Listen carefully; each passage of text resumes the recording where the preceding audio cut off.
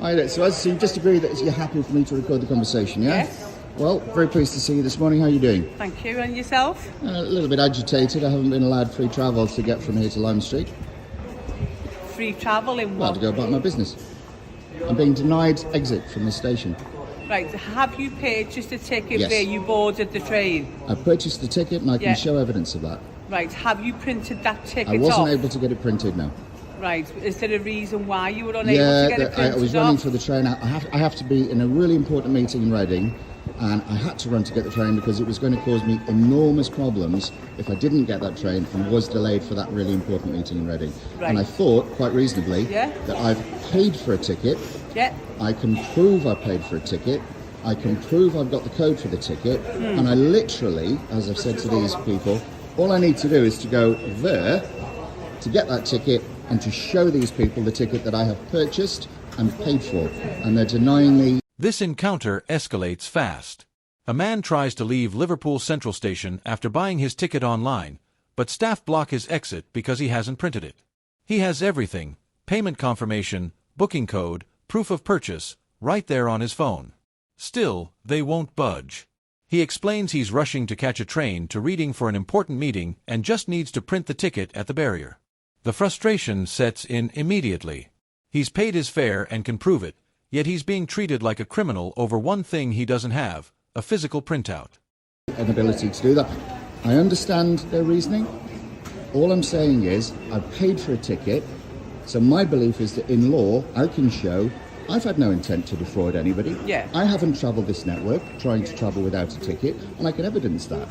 And so I did not intend to give these people my personal details. I don't believe they're empowered to take them, and I'm not going to give them to you. Should you, of course, arrest me, I will, of course, give you my personal details, Yeah. and I will abide by the empowerment that you have. But I think, frankly, I can travel the country, I can go to Reading, I can go to Manchester, I can go all over the place, get a ticket, I can tap my phone on devices. It's only here in Liverpool that we seem to have this archaic system with these people who cause these problems for people who are just trying to pay for tickets and go about their daily business, minding their own business, which is all I'm trying to do. Right, okay. Obviously, when you do purchase your ticket on the train line, you do have to tick to the terms and conditions that you have to print it off. I don't know, nobody ever reads that stuff, do they? I know, but unfortunately you do need, as you say, on this network here for Merseyrail, they do require you to have the said ticket printed off, ready for inspection at the gate or at the barriers I take here. your point. I take your point. Yeah. All I would say is that anybody can have a policy, anybody can make a rule. Yeah, doesn't mean it's a criminal offence. Doesn't mean it's a civil offence. I don't believe I've committed an offence. I mean, they may think I've broken their procedures and policies. That's fine. The officer tells him that tickets bought through Trainline must be printed under Merseyrail's terms and conditions. But this is where it gets interesting. The man pushes back, pointing out that anyone can create a rule or a policy, and that doesn't automatically make breaking it a criminal or civil offense. Then he lands a sharp analogy. Merseyrail could decide everyone has to stand on one leg on the train. It would be absurd, but failing to do it still wouldn't be illegal. The officer insists it's covered by railway bylaws. The man doesn't back down. He keeps drawing the line between company policy and actual law, and he refuses to let the two be blurred. The train has to stand on one leg, and everybody would have to stand on one leg, and you could threaten people if they didn't stand on one leg. Now that would be crazy, much as this is crazy, but it's not breaking the law if people don't do it. They're breaking your rules, and that's the difference I'm trying to get across to you. So this is their bylaws, that it is a ticket period which we do have to have a said ticket to come onto the station, and for as soon as you board the train you should have a ticket of travel, unless your train station is closed and then you've taken a picture to say it's closed.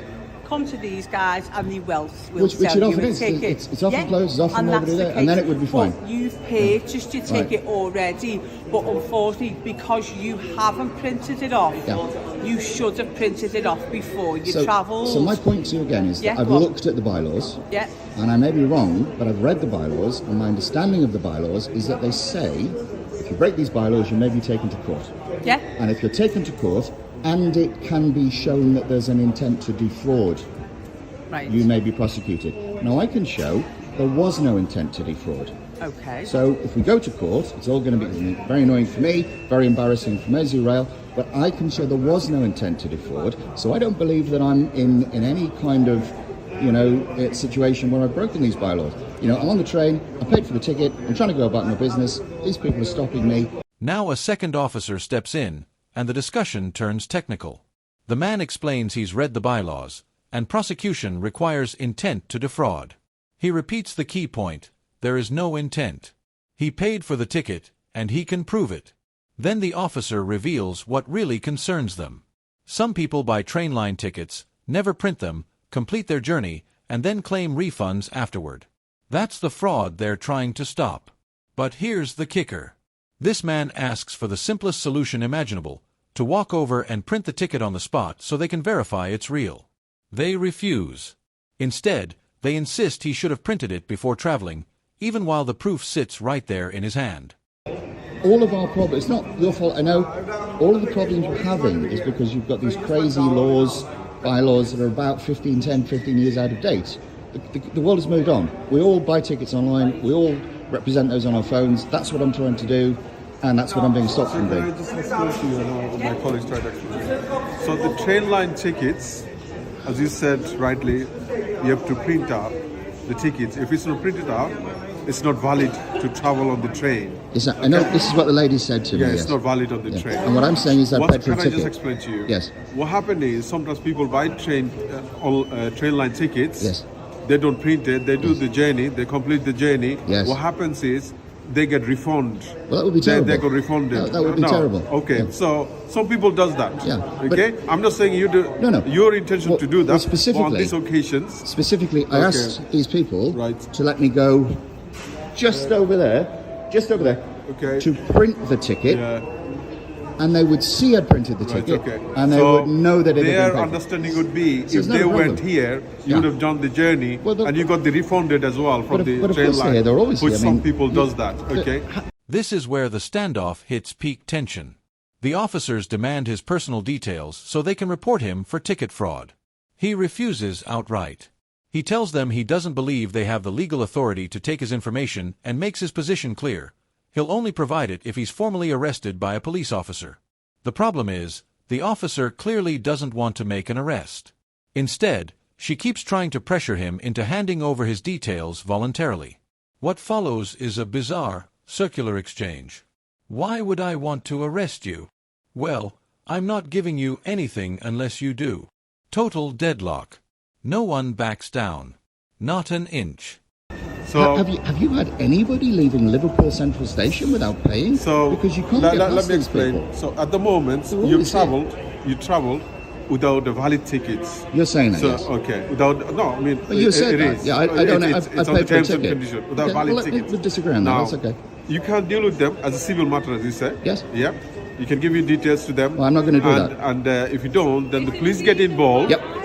Police get involved. As- then as it's indeed- become as indeed the has criminal happened. matter. Yes. Where it's dealt as a ticket fraud. Yeah, and that's what Okay. we're going to do. Yeah. Because I'm not giving these people my details. So, Because I've paid for a So ticket. this is what's happening now. There So I hope you cannot be understand. ticket fraud okay. because I've paid for the ticket. But that's not valid ticket, There's sir. no intention to defraud in law. Well, we don't know because. Well, I can prove it. I mean, I can show you the receipt and I can get it printed. There's no intention to As I say, defraud. it's not valid. Okay, well, if we have... reliably informed, that's not a valid ticket. It's Okay. a reference number for a ticket. Well, I've had all three of you inform me that. purchased. You should have Yeah. printed your ticket So- off before you travel. So, can I just go and print the ticket off? No, you should have done it before you travel. Oh, I see. You So- can't travel without So a you're valid going to ticket. take me to court because you won't let me print a ticket. Merseyrail. Okay, well, let's do it then. What do we do next? Obviously, you need to provide your details to these people I'm not here. going to. Can I just add, is there a reason why you don't want Yeah, to? because I don't believe they're empowered to take them, and I don't believe I have to give them to They them. do have the power to take your details. No, they don't. They do. They are accredited. I don't believe that. I'm Right. sorry. Well- I will give. If I'm arrested, I will give my details to the arresting police officer Yeah. when hearing the basis upon which I'm being arrested, because that will then be used in the court of law. Right. At the moment, I do have a necessity because you're not failing to provide your details. I will not provide my details But- until I'm arrested. Yeah, why would I want to arrest you? Well, I don't want you to arrest me, but Yeah, I don't want to arrest nobody you and has any take you business- to custody. Yeah, And I really you've don't got want a that meeting either. to get I to. really don't want I've that. still got things to do today, I'm obviously. not going to be pressured into giving Yeah. people my details. I have a right not to have the right to privacy. I will not give people my details when they're pressuring me to do that. I don't believe you have a right to take my details until you arrest me. If you arrest me, if there is a basis for you to arrest me, and you arrest me, and you tell me why I'm being arrested, I will of course comply and I will of course give my details. But I Right. will be arrested first before I give that information. But then, what I'm going to say, if I arrest you, then Yeah. I take it on a police matter. Yeah. Where they He steps away and addresses the camera directly, calling the entire situation a complete waste of everyone's time. He points out how archaic Liverpool's system is compared to the rest of the country, where digital tickets are accepted without issue. Then he notices the officer on her phone, and suspects she's calling the actual police to deal with it. He questions whether she's even legally empowered to arrest him as British Transport Police in the first place. His position couldn't be clearer. He will not give his personal details to anyone unless a duly empowered officer formally arrests him for a real offense, something he insists hasn't happened, because there was zero intent to defraud. And with that, he stands his ground, refusing to bend.